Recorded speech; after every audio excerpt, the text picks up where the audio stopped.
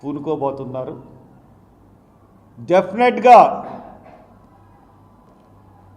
Secular వాదులందరూ కూడా protest చేయాల్సిన అవసరం ఎంతైనా ఉంది. రేపు ఈస్టర్ పండుగ రాబోతుంది. ఆంధ్రప్రదేశ్ తెలంగాణలో ఉన్న సమాధుల దొడ్డి దగ్గర ప్రవీణ్ పగడాల ఫోటో పెట్టి అక్కడ ఆయనకి కొవ్వొత్తులు పెట్టి నివాళులు అర్పించండి. ప్రతి వాళ్ళు మీరు ఫ్లెక్స్ వేసుకోగలరు. ఒక ఫ్లెక్స్ వేసి బోర్డు పెట్టి నివాళులు అర్పించండి. రాజమండ్రిలో ఆయన చనిపోయాడు కాబట్టి రాజమండ్రిలో శనివారం గుడ్ ఫ్రైడే తర్వాత వచ్చే శనివారం సాయంత్రం 5 గంటల నుంచి 7 గంటల వరకు ఆయన ఎక్కడైతే చచ్చిపోయాడో అక్కడ ఒక ఫ్లెక్సీ పెట్టి అక్కడ కొవ్వొత్తులు వెలిగించాలని నిర్ణయించుకున్నాం. మీకు ఎవరికి వీలైతే వాళ్ళందరూ రండి. ప్రవీణ్ పగడాలది హత్య అని అనుకుంటే మీరు రండి. పోలీసులు మట్టుకు దీనికి ఆటం కల్పిస్తే పోలీసులే దోషులు అవుతారు. ఎంతమంది వస్తారో అన్నది చూడండి. ఇప్పటికీ అదొక టూరిస్ట్ స్పాట్ కింద ఈ రోజుకి వెళ్ళి అక్కడ ఆగి చూస్తూ ఉన్నారు. సో దట్ శనివారం అందరూ రండి. తర్వాత కార్యక్రమం ఈ దాడుల గురించి ఏ విధంగా యాజిటేషన్ చేయాలన్నది మటుకు నేను కోరుకుంటాను, నేను డిజైన్ చేస్తాను, నేను ప్రజల్లోకి కూడా వెళ్తాను. Thank you very much. ఒక్కొక్కరు అడగండి. మీ దగ్గర ఆధారాలు ఉంటే మాకు చెప్పండి అని పదే వాళ్ళు అధికారులు చెప్పినప్పటికీ మీరు ఎందుకు స్పందించుకున్నంత ఆలస్యంగా మరి ఎవిడెన్స్ బయట పెట్టారండి? అప్పట్లోనే చెప్పాక 10 రోజులు ఇంకా మాకు ఎవిడెన్స్ బాగా ఏమంటే ఇన్వెస్టిగేషన్ చేసింది ఎవరు? పోలీసులు పెట్టాలా, నేను పెట్టాలా? నా దగ్గర ఆధారాలు వాళ్ళకు ఉంటాయండి. నేను అదే హత్య అని నమ్ముతున్నాను. మీరు ఫోరెన్సిక్ ల్యాబ్ని నమ్మరు, సిబిఐని నమ్మరు, దర్యాప్తు సంస్థలని నమ్మరు, దర్యాప్తుని ఇన్వెస్టిగేషన్ నమ్మరు అంటున్నారు కదా. మరి హర్ష్ కుమార్ దేన్ని నమ్ముతారు? దేన్ని నమ్ముతారో చూపించాను కదండి. నేను చూపిస్తున్నాను కదా. నేను ప్రతిదాన్ని రాతపూర్వకంగా మీకు పెట్టిన ప్రతిదీ మీకు పంపిస్తాను. కేసు ఎలా పెట్టారు, కేసులు ఎలాగున్నాయి, ఏంటి, ఎందుకు చంపారు, మోటివ్ ఏంటి, మోటివ్ని ఎస్టాబ్లిష్ చేసి చెప్తున్నాను కదా. ఉండొచ్చు, బట్ ఇదంతా కూడా నేను రిటర్న్గా స్టేట్ గవర్నమెంట్కి ఇస్తాను. నేను స్టేట్ గవర్నమెంట్కి ఇస్తాను, సిబిఐకి ఇస్తాను, సిబిఐ ఇన్వెస్టిగేషన్కి. అండ్ దెన్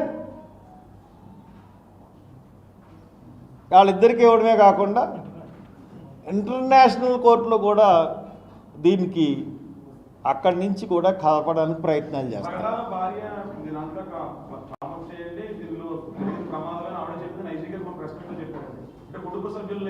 మీరు ఆవిడ భార్యని అడిగారా?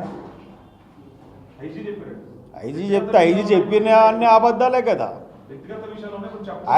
ఐజీ చెప్పినన్ని ఇప్పుడు ఇన్వెస్టిగేషన్ అంతా అబద్ధాలే కదా. ఐజీ చెప్పినవి ఎట్టి పరిస్థితుల్లో ఎవరికైనా ఉంది. నేను ఎస్పీకి పెట్టిన నో అబ్జెక్షన్ ఎవరన్నా పెట్టచ్చు. నో అబ్జెక్షన్ సర్టిఫికేట్ అదే పెట్టాను ఎస్పీకి. ఇచ్చినా ఇవ్వకపోయినా దట్ ఈజ్ నో ఫరక్. IG SP no objection certificate వచ్చినా ఇవ్వకపోయినా ఏ కేసుల్లో కోర్టు జడ్జిమెంట్లు ఉన్నాయి, third party re post mortem చేయడానికి ఏం ఆధారాలు ఉన్నాయి, ఎలా చేయొచ్చు అన్నదాన్ని అన్నీ సబ్మిట్ చేసి ఇచ్చాను. అది వాళ్ళు నో అనడానికి లేదు. కుటుంబ సభ్యులే అవసరం లేదు. ఈవేళ కోర్టులు ఉన్నాయి కాబట్టి ఈవేళ తీసుకోవాలి. కాపీ ఆర్డర్లు తీసుకుంటాను, పెడతాను. ఎస్, అంటే as per the procedure CBI Jagan కేసులో ఇప్పటికి దోచిన వివేకానంద కేసులో దోషులను ఇప్పుడు చూపించిందా అండి? సిబిఐ నేను మళ్ళీ చెప్తున్నాను, విశాఖపట్నంలో 70,000 కోట్లు ఇంటర్పోల్ ఇచ్చింది సమాచారం. ప్రాథమిక దర్యాప్తులో కొకైన్ ఉంది, 70 crores ఆఫ్ కొకైన్. 25,000 కేజీల కొకైన్ దొరికింది, దాని వాల్యూ 70,000 crores అని చెప్పిన సిబిఐ ఆఫ్టర్ 10 months ఏం చెప్పిందండి? కొకైన్లో ఆనవాళ్ళు లేవని చెప్పింది. ఇంటర్పోల్ ఇచ్చిన దాన్నే సిబిఐ కాదని చెప్పింది. సిబిఐ ఎవరి చేతిలో ఉందండి? ఎలక్షన్ కమిషన్ ఎవరి చేతిలో ఉందండి? మొత్తం ప్రపంచం అంతా బ్యాలెట్ వాడుతుంటే ఇక్కడ ఎలక్షన్ ఈవీఎంలు ఎందుకు వాడాలండి? ఎలక్షన్ కమిషన్కి బుద్ధి లేదా అండి? అన్ని దేశాలు చెప్తున్నాయి కదా. తుక్కైపోతాడు ఈవీఎంలు తీసి బ్యాలెట్ పెడితే మోడీ. అది మూడోసారి నెగ్గేసి అంత పరిపాలించేశాడా? అన్నీ అబద్ధాలే కదా. బయట విదేశాలు ఉన్న డబ్బును వెనక్కి రప్పిస్తాను, ప్రతి ఓడికి ప్రతి అకౌంట్లో 1,00,000 వేసేస్తాను. కార్పొరేట్లకి 26 లక్షల కోట్లు మాఫీ చేసిన మోడీ ఎంత పెద్ద స్కామ్ అండి. ప్రెస్ని, మీడియాని, మొత్తం అందరినీ తొక్కేసి ఉన్న మోడీ గురించి మనం ఏం చెప్తాం? మీరు అడగండి, మీరే చెప్పాలి. ఇన్వెస్టిగేషన్ చేసి నేను నెక్స్ట్ మీట్లో చెప్తాను, మీరు ఇన్వెస్టిగేషన్ చేయండి. నేను ఎందుకు చెప్తాను? పోలీసులకు నేను సమర్పించిన వాళ్ళు తెలుసుకోవాల్సిన బాధ్యత. ఆ మీటింగ్లు ఉన్నాయా లేదా అన్నది అక్కడికి వెళ్ళి తెంపెళ్ళి తెలుసుకోవాలి. నేను ఏ ఎవిడెన్స్ ఇవ్వనండి. నేను చెప్తున్నాను, అది ఇన్వెస్టిగేషన్ చేసి ఆయన వెళ్ళాడా లేదా, వెళ్తే ఫూటేజ్ ఏది, వెళ్ళకపోతే ఎందుకు వెళ్ళలేదంటే ప్రవీణ్ పగడాల రూపేణ ఉన్న మనిషికి ఆ మీటింగ్ గురించి తెలియదు కాబట్టి వెళ్ళలేదు.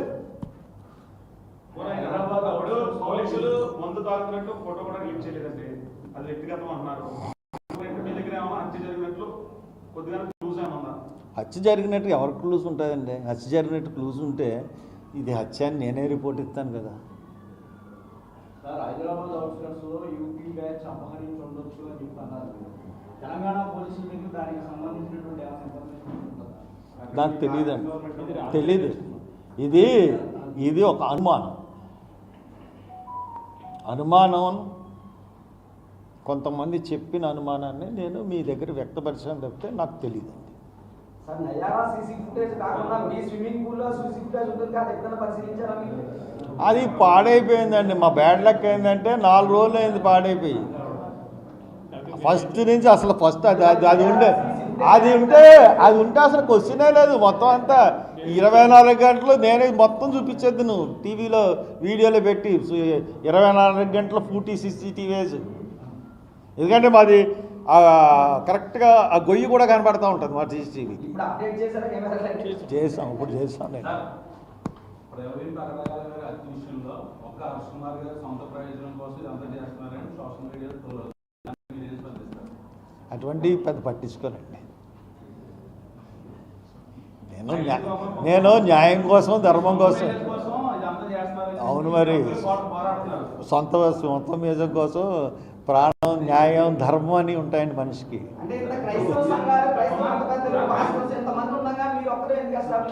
ఏమండి, ప్రతి వాళ్ళకి వాళ్ళ భయాలు ఉంటాయి.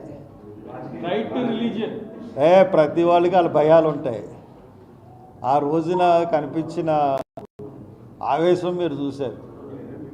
తర్వాత ఒక పాస్టర్ కూడా బయటకు వచ్చి స్టేట్మెంట్ ఇవ్వలేదు. ఎటువంటి వార్నింగ్